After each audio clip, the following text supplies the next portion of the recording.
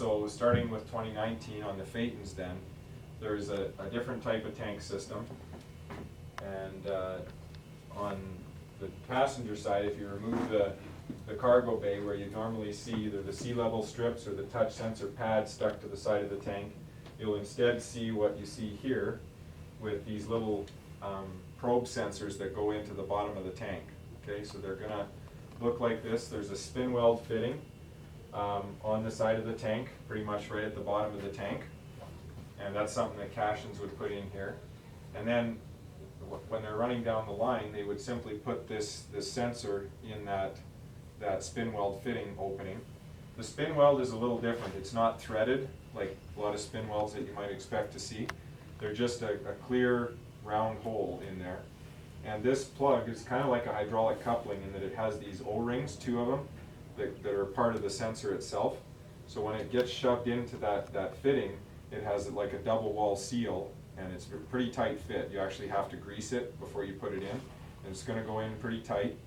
And so at that point now you have this sensor inside the tank, and it's going to have a good seal on it. One of the important things, you'll notice there's 2 flat spots on this sensor here, and what we probably need to do is get the service department here set up with a little tool. I mean, you can kind of see if it's level or not.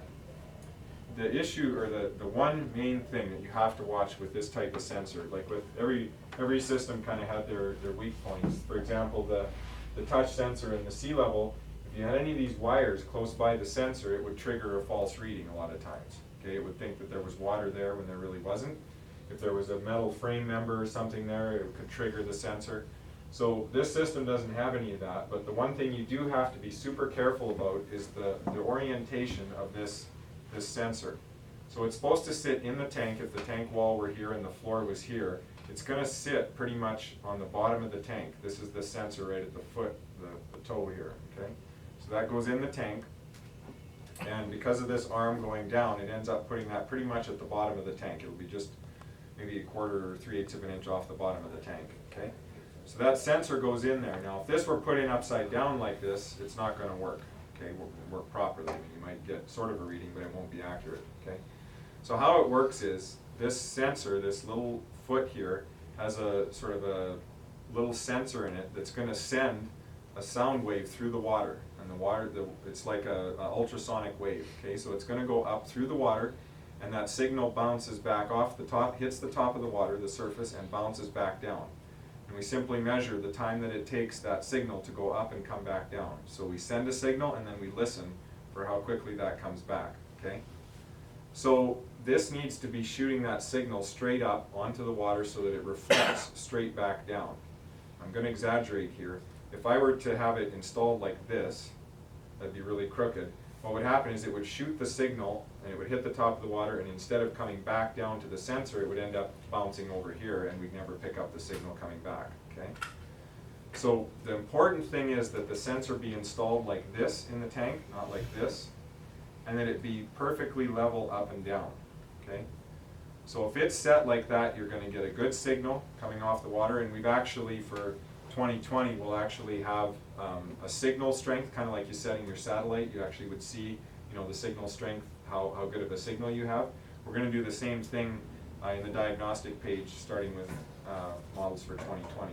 But right now, the main thing is you just got to make sure, looking at the outside here, that these are all level. Okay, sometimes when they were first installing these in the factory, they weren't always paying attention to that, even though we had a little tool. So we've actually asked them to do 2 different stations now. When they install it, they've got a little level.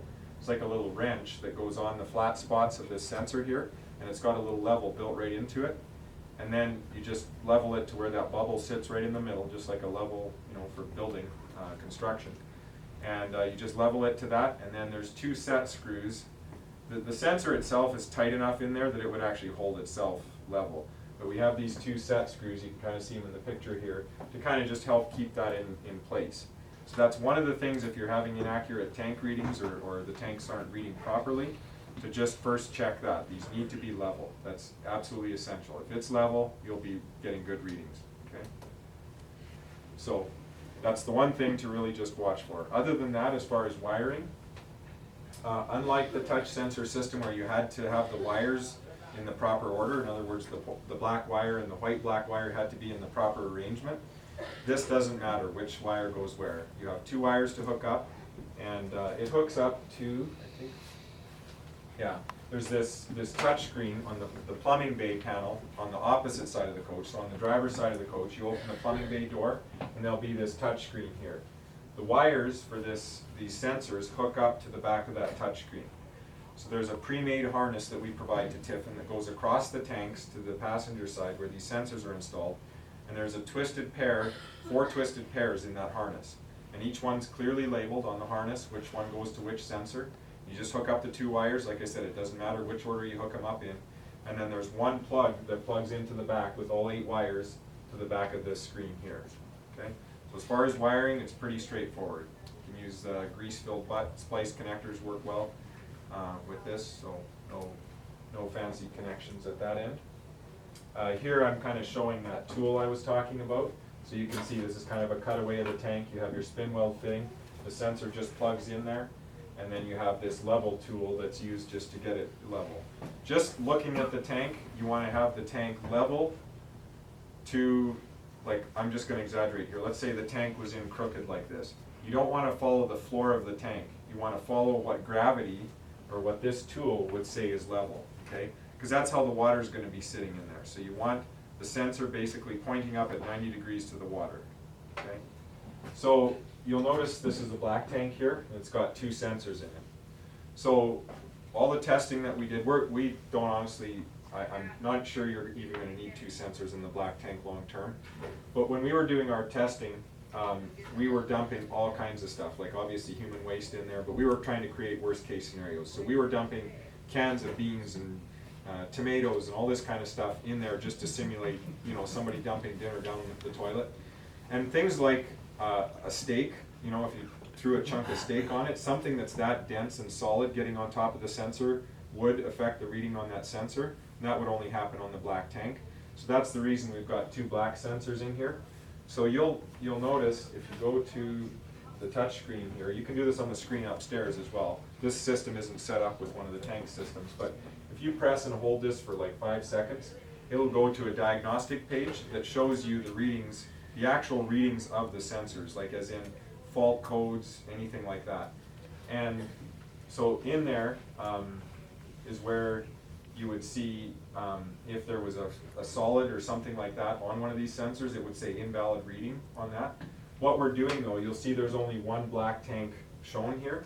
We're taking both readings and we're looking at whichever one is lowest, and we're showing that one on the display here, okay? So even though there's 2 sensors, we're just showing the results of one. So if one of them was covered up and it was an invalid reading, we just ignore that one for now and take the reading of the other sensor. So that's how it works kind of behind the scenes there. Like I said, I'm pretty sure within the next year or so we might be down to 1 black sensor. We just wanted to play it safe and have 2, one sort of as a backup there. So for 2020, we are adding a lot more diagnostics for the tanks, like I said, where it'll show the signal strength.